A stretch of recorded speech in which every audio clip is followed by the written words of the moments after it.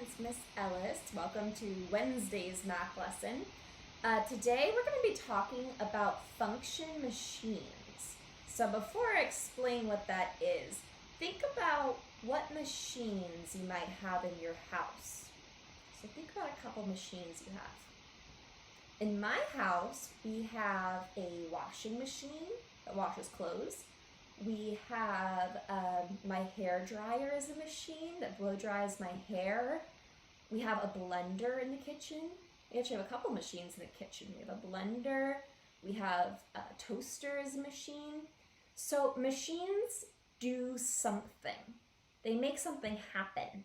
So a function machine is when you put a number into a machine, something happens to that number and it comes out as a different number.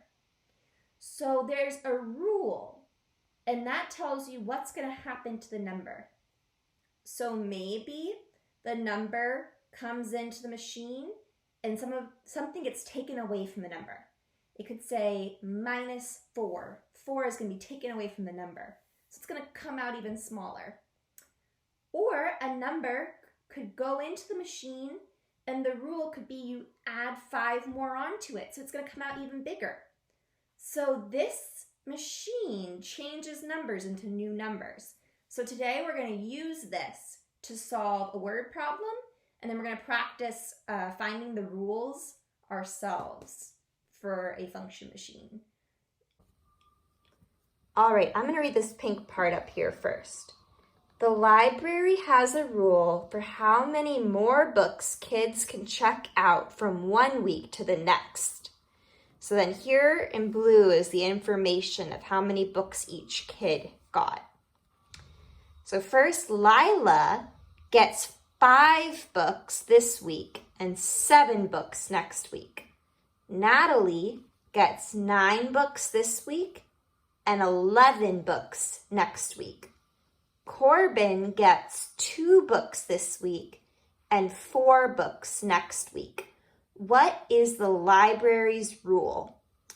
So to solve this, I need to find a pattern of how many books kids get the first week and how many books they're getting the next week. Because there's some pattern that the library uses as a rule, and I want to figure it out. So down here, I drew a little rule machine. And when I put in a number into the machine, something happens to it and it comes out a different number. So we're going to use the numbers from the story and put them in a chart. What numbers went in to my machine and what numbers came out. So the numbers that go in are how many books the kids got the first week. So the first week, Lila got 5 books. Natalie got 9 books. And Corbin got 4 books. Oops, sorry. He got 2 books the first week. So Natalie got 5 the first week, and she got 7 the next week. So that 5 went into the machine and came out as a 7. Natalie got 9 books this week, or the first week, and 11 books the next week. Oops, and Corbin got 2 books the first week and 4 books the next week. So we can see that all these numbers, when you put them into the machine, come out with these numbers. So what I want to do is find a pattern. So 5 went to 7, 9 went to 11, and 2 went to 4. So in my rule, these numbers, are they getting bigger when they come in? Is this number getting bigger as it goes out or smaller?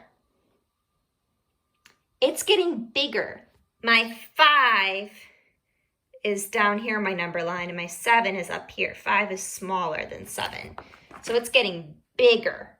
So I know my rule is I'm adding something to these numbers to get over to these numbers. So 5 is going in the machine. Something's being added to it to give me 7. You can pause the video as you figure out how much am I adding to 5 to get 7. So I'll show you over here. I'm thinking in my brain, 5 plus something, I don't know what, equals 7. What am I adding to that 5 to get to 7? On my number line here, to get from 5 to 7, I would hop like this.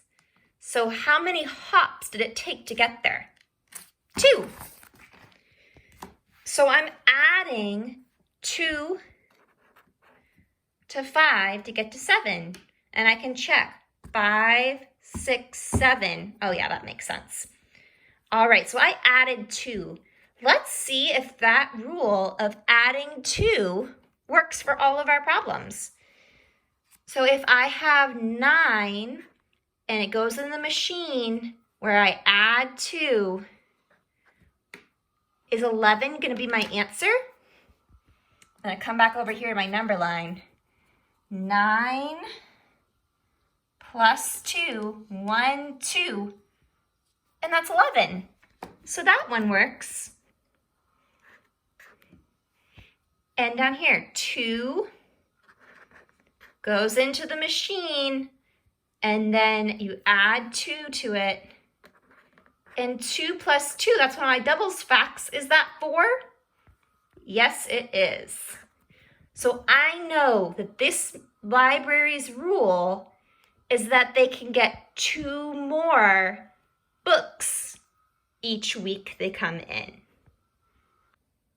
All right, now you're gonna help me out in my math journal to solve these function machines. So the first one gives me the rule, which is plus 5. So I'm gonna put a 1 into the function machine. We're gonna add 5 to it. So I'll write my number model over here to help me. 1 plus 5 equals 6. So then 6 would come out of that machine. All right, if I put my 6 into the machine and the machine makes me add 5, the number that's gonna come out is 11. The way I know this is I know that 5 plus 5 is 10, and 6 plus 6 is 12, because those are my doubles facts that I know. And 11 is right in between 10 and 12.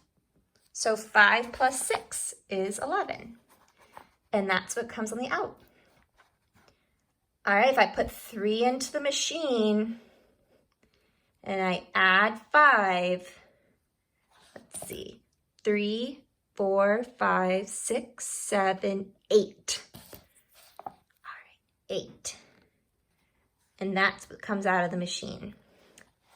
If I put 10 in the machine and I add 5, let me use my number line for this one. So I start at 10 and I'm gonna add 5. 1, 2, 3, 4, 5. I got 15. So come back over here, write 15, and that's what comes out.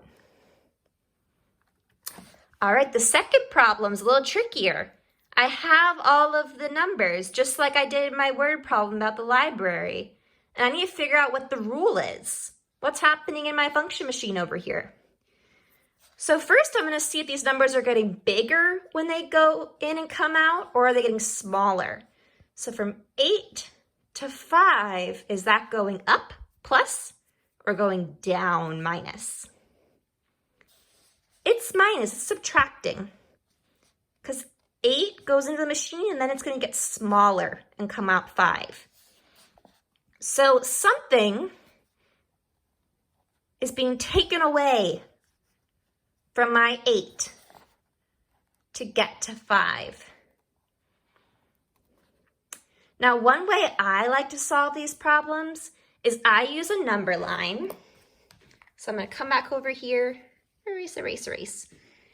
And I'm going to go to 8 on the number line, and I'm gonna hop back to 5, to the actual number 5. And I'm gonna see how many did I take away to get there. 1, 2, 3. I took away 3 to get there. So I'm gonna put my 3 there. And that is how much I'm taking away.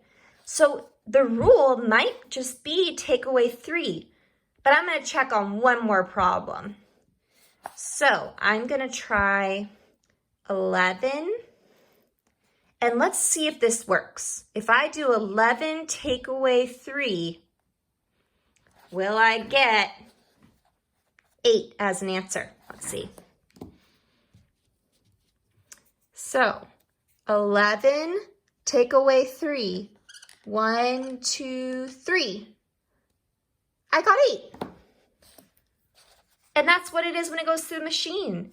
So take away 3 has worked for both of these problems. So I'm just going to say the rule is take away 3 because I checked my work. You could try it for any of these. If you look at this problem here and you think, oh, those are smaller numbers, I'm more comfortable with smaller numbers, you could start there. With 5, take away something is 2. And I know that 3 plus 2 equals 5. So I know if I do 5, take away 3, I'll have 2 left. And the take away 3 has to work for all the problems to make them right. All right, nice job today, everybody. We are going to be practicing this again tomorrow, but make sure you go over to Google Classroom. There's a good practice of function machine page that you can work on. Also, just make sure you only print out the first page there. The other pages you don't need. It just explains how to do it. I'll write that there as well. So I'll see you all tomorrow for more practice. Bye.